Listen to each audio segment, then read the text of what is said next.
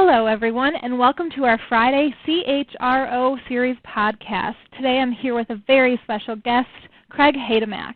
He's the current Senior Vice President and Chief Human Resources Officer at Milliken & Company. Craig, thank you so much for being here today. Thank you. Appreciate it. So let's just jump right into it.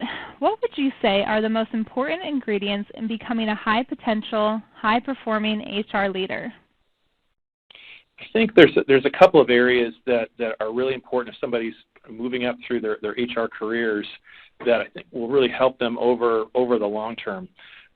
Number one, I think, is that ability to lead direct teams where you're actually managing an organization, but equally important is that ability to lead a virtual team where you can rally and organize a group of people across a broader spectrum of the HR community or blending in legal or IT or finance or whoever else it is, and organize that group and rally them to focus on an objective and deliver that. That skill to be able to organize and drive a group forward to a common objective is really important. It becomes increasingly important as you move up in the organization. I think another thing that is important is sort of developing your sort of personal reputation or brand about being a how can we person, not a why it won't work person. And what that means is as issues come up or ideas come up, you get folks that focus on will asking the question of how can we actually make this work? How can we explore this? What can we do? And they take more of a solution-oriented approach to try to push something forward. And you get others that sort of focus in really exclusively or primarily on why things won't work and what the roadblocks are. We obviously have to balance those two factors, but we especially somebody who's going to move up in an HR leadership role, they need to be on that first side of things about how can they push the boundary forward. And a third one I'd highlight is that ability to up-level and present and discuss topics at a level above you, either one or two or three levels above your current level of the organization.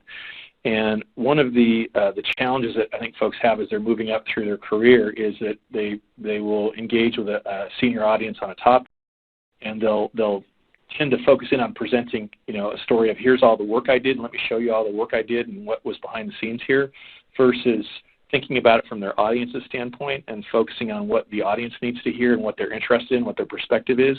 So toggling from a presentation about more your own work to really addressing what the audience needs at their level, that's an important skill. So that virtual teamwork, the how can we make this work sort of forward-looking solution-oriented approach, and that ability to up-level and discuss at a senior audience state, those three skills are really important, I think, to establishing yourself as a sort of high potential in an HR career path.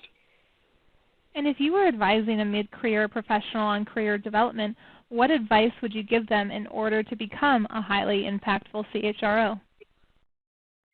I think the number one thing I would recommend is developing your breadth of experience. And I think a lot of folks outside the HR profession don't realize how broad and complicated it is. In a typical day as a senior HR leader, you may be, from hour to hour talking about systems and employment law, maybe a comp and ben question, maybe a talent-related topic or organizational design topic, maybe handling an employee relation issue, maybe advising senior leadership.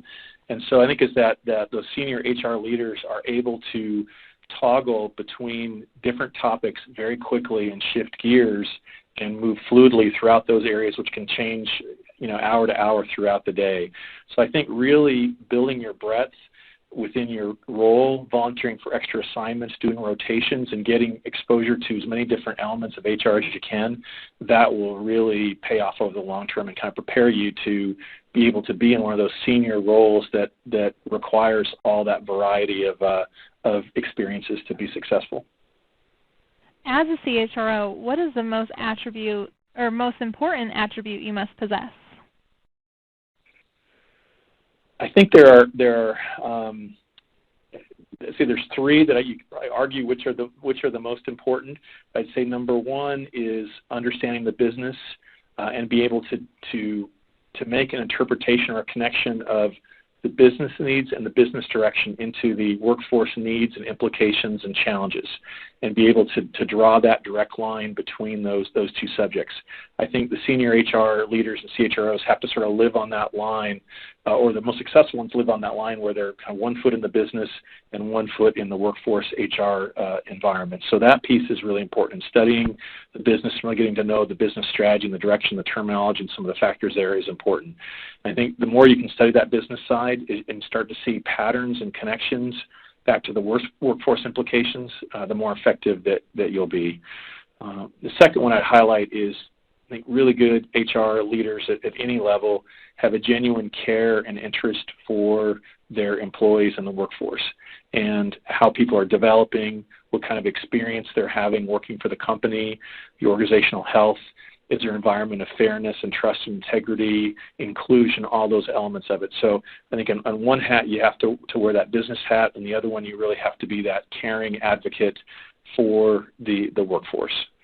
And the third one I would highlight, which is sort of intertwined to these other two, is around just building that track record, reputation, history of trust and integrity with your business partners. And so the types of complicated issues that HR leaders face, sometimes very personal issues or complex legal issues, things like that, your business partners need to know that you're trustworthy, high integrity.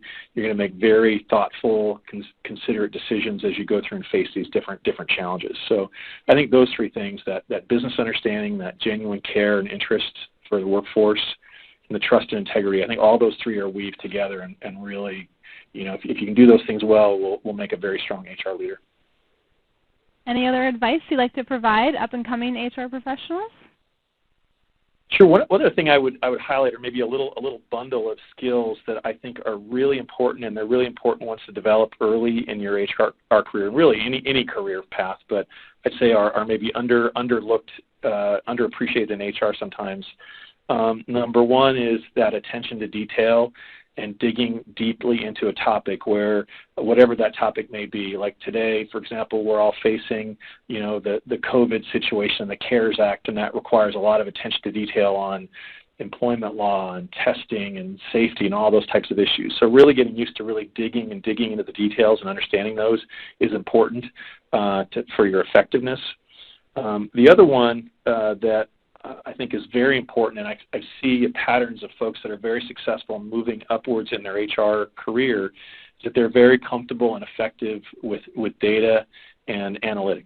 You don't have to have a PhD in analytics to be effective in HR in this area, but being very fluid at using Excel, developing graphs, doing pivot tables, and weaving the use of data into your work and into your stories and presentations effectively is really important, and it allows you to develop more insights and to have a bigger influence on the leadership of your company and your business partners. So that's the second one I highlight. And the third one is critical, goes back to my opening comment about leading virtual teams, is having good project management fundamentals. And so especially early in your career, when you get assigned to lead a project or an initiative, that ability to scope it, set the success criteria, charter it, organize a team, and drive it through to a successful conclusion, that skill set is really important, and avoiding falling into sort of a haphazard, messy sort of approach to a project that may or may not deliver results. I think folks that have that skill set and are able to deliver on projects very well, that's a big leading indicator of somebody who's ready to go into a management role and into larger leadership roles over time. So I think that attention to detail, being good with the data, and project management basics, I think if somebody develops those earlier in their career, that is a great platform to go a long way. Well, Craig, thank you again for taking the time to speak with me today. Thank you so much. I appreciated it and the opportunity, and I hope this is valuable to those out there planning their careers.